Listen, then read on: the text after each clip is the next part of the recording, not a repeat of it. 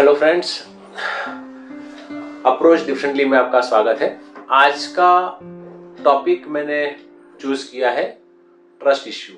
Husband and wife के relationship में सबसे बड़ा जो अभी मेरे पास जितने भी मैटर्स आ रही है उसमें हस्बैंड एंड वाइफ जो भी आते हैं, आइदर हस्बैंड आता है आइदर वाइफ आती है, बताती है कि सर मेरे हस्बैंड के साथ ट्रस्ट इश्यू है, मुझे मेरे राइट्स बताइए। हस्बैंड आता है, बताया सर मेरी वाइफ के साथ ट्रस्ट इश्यूज है, मुझे नहीं लग रहा है कि हम लोग आगे बढ़ पाएंगे, तो मुझे अभी डिवोर्स लेना है या मेरे राइट्स बताइए। ठीक है, तो ये ट्रस्ट इश्यू क्या होते हैं, तो उसको जानने के लिए आज के वीडियो मैंने स्पेसिफिक बनाया है कि ट्रस्ट कैसे ट्रस्ट कैसे बनता है पार्टीज के बीच में, हस्बैंड वाइफ के बीच ट्रस्ट कहाँ से बनता है और उसके बाद उसमें इश्यूज कैसे जन्म लेते हैं, और वो इश्यू को हम सेटल नहीं करते तो उसके बाद क्या सिचुएशन खड़ी होती है और उसको रिजॉल्व कैसे किया जाए, ये टॉपिक आज पूरे वीडियो में मैं डिस्कस करूंगा आपसे। तो फ्रेंड्स, ट्रस्ट इश्यू में ट्रस्ट वहां से स्टार्ट होता है कि भाई हम before marriage husband and wife एक दूसरे को मिलते हैं, आइदर वो लव मैरिज हो या अरेंज मैरिज हो।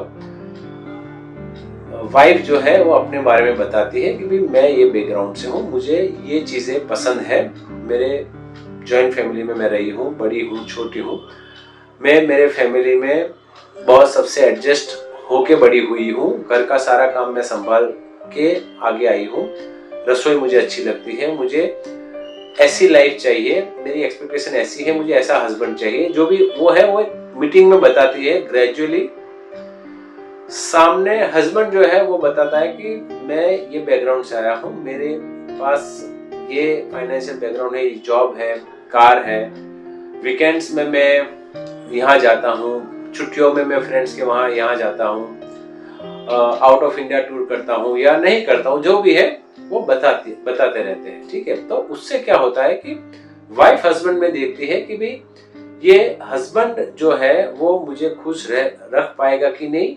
उस हिसाब से हस्बैंड ने जो जो स्टेटमेंट्स वाइफ को दिए हैं तो वो अपने माइंड में उसके बेस पर ट्रस्ट बिल्ड करना स्टार्ट कर देती है।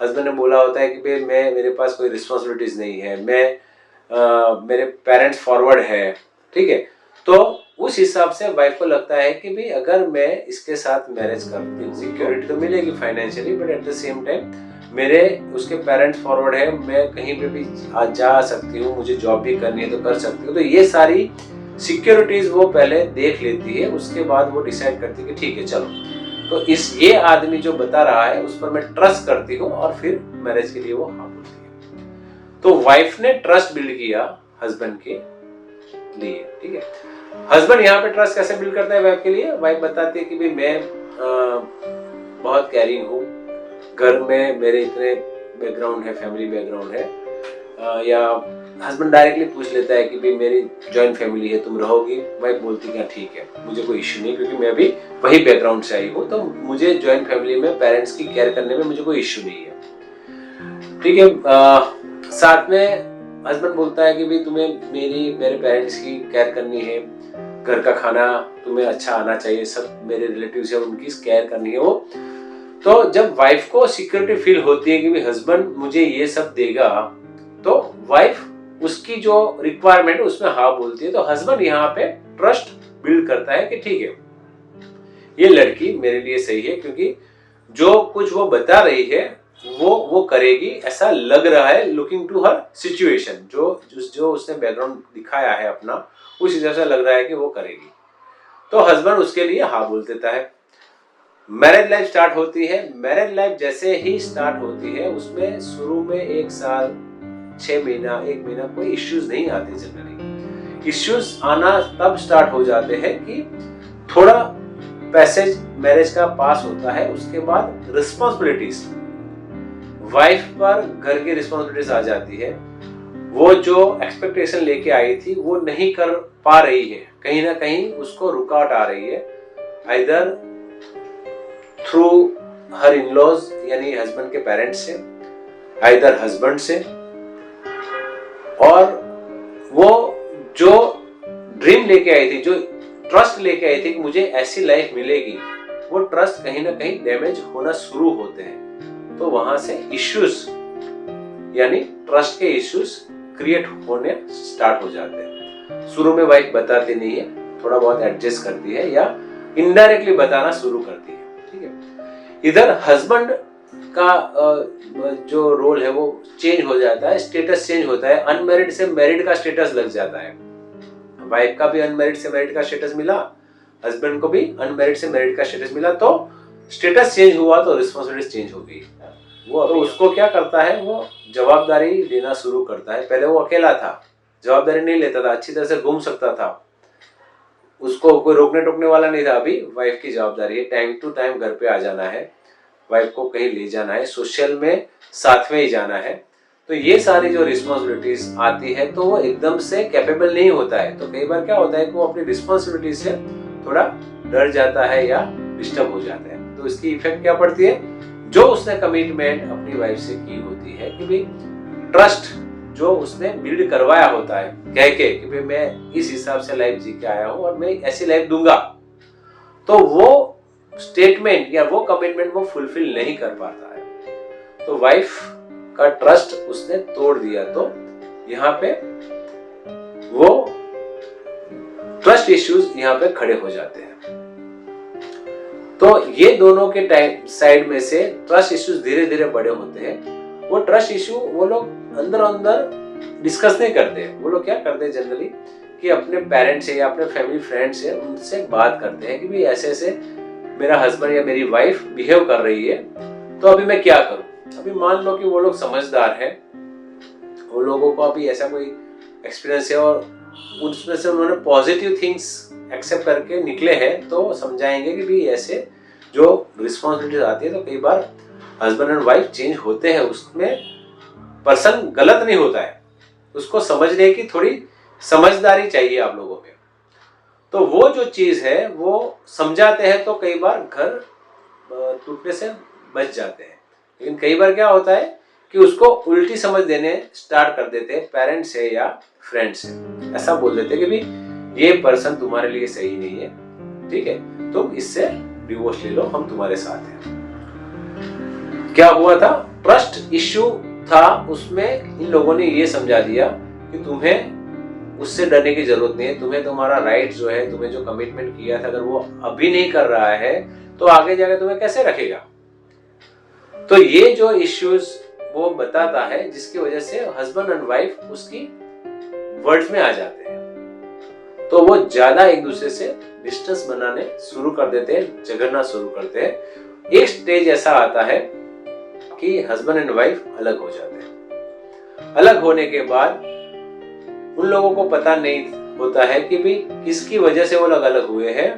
जो ट्रस्ट उन्होंने बिल्ड बिफोर मैरिज किया था, because of the change of the status, वो रिस्पॉन्सिबिलिटीज वो लोग हैंडल नहीं कर पाए और उसकी वजह से जो ट्रस्ट बनाया था वो प्रॉब्लम में आ गए, वो ट्रस्ट इश्यूज क्रिएट होने लगे।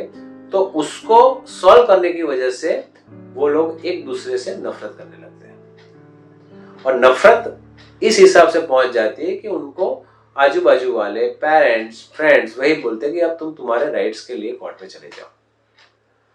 जैसे ही कोर्ट में वो एडवोकेट के पास आते हैं, एडवोकेट उनको सीधी सलाह देता है कि भाई आपको क्या इश्यू है। वो बोलते हैं कि सर मुझे नहीं, मेरे हस्बैंड या वाइफ के साथ हम लोग कंफर्टेबल नहीं है, हमें डिवोर्स चाहिए या हमारे राइट्स बताइए। एडवोकेट के पास दूसरे ऑप्शंस नहीं होते, एडवोकेट के पास साइकोलॉजिकल नॉलेज नहीं होता है। वो लोग अगर होता है तो भी वो लोग बंधे होते होंगे कि भाई साइकोलॉजी का मैं उनको काउंसलिंग नहीं करवा सकता, मुझे तो खाली उनको उनके राइट्स बताने एज पर द लॉ, और वो उस हिसाब से उनको केसेस के बारे में समझाता है और बताता है कि आप इतने इतने केसेस कर लो। अगर वाइफ आती है तो उसको सजेस्ट करते हैं 125 कर लो, मेंटेनेंस का केस हो गया, डोमेस्टिक वायलेंस कर लो, 490 की कंप्लेन कर लो, अगर डिवोर्स है तो डिवोर्स करो या कॉन्जुगल राइट चाहिए तो कॉन्जुगल राइट कर लो। हस्बैंड आता है तो उसको समझाते हैं कि भी आप डिवोर्स लगा दो या कॉन्जुगल राइट लगा दो या बच्चे की कस्टडी का लगा दो। ये बेसिक जो नॉलेज होती है वो उसको दे देते हैं। उसके बाद दोनों की तरफ से मैटर लड़ना स्टार्ट हो जाती है और एक हस्बैंड एंड वाइफ का आप काउंट करोगे तो मिनिमम 4 से 5 मैटर मिनिमम हो जाती है। इसमें खाली एक ही बात हो जाती है कि भी हम हमारा ईगो कैसे सेटिस्फाई करें। वहां पे कोर्ट में जाने के बाद ट्रस्ट इश्यू तो बहुत पीछे निकल गया। अभी क्या गया? Ego issue. ईगो में आके बोलते कि अभी मुझे इसके साथ, अगर वाइफ है तो वो डिसाइड करेगी मुझे मेरे हस्बैंड के पास से इतनी अमाउंट लेनी है या इतने राइट्स लेने हैं।